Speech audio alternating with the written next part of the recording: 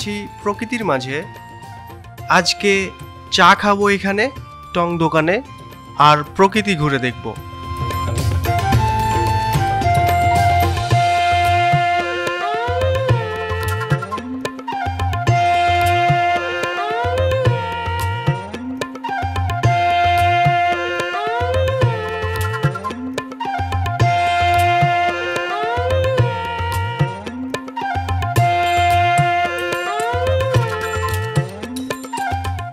কবি বলেছেন, কে তুমি পথিক, কোথায় তোমার দেশ, চলেছো একা মাঠের পর মাঠ, নদী গ্রাম।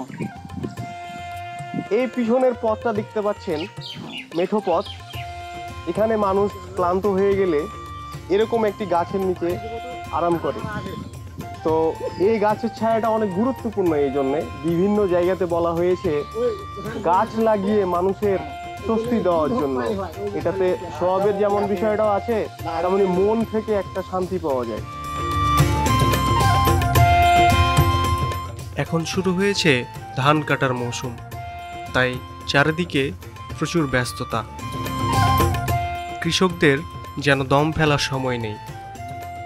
কেউ বা ধান কাটতে ব্যস্ত, কেউ আবার সেগুলো বোঝাই করতে। ধান কাটার মৌসুমে গ্রামেগঞ্জে এক প্রকার উৎসব চলে, তার সাথে চলে নানা রকম খাবার দাবার তৈরির প্রতিযোগিতা। প্রচণ্ড গরম এবং প্রখর রোদ্রে পরিশ্রম করার ফলে কিছুক্ষণ পরপরই তারা নিজেদেরকে একটু রিফ্রেশ করে নেন।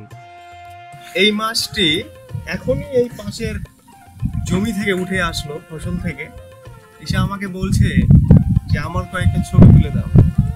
এটা কিন্তু হাত আছে, হাত দিয়ে বেয়ে বেয়ে আসছে, চলছে। তো আমি এই যে আপনাদেরকে দেখানোর জন্য হাতে নিলাম। গ্রামে কি সুন্দর, কি অপূর্ব দৃশ্য এটি, যে এই ধানের পাশাপাশি মাছও আছে ধানের ক্ষেতে।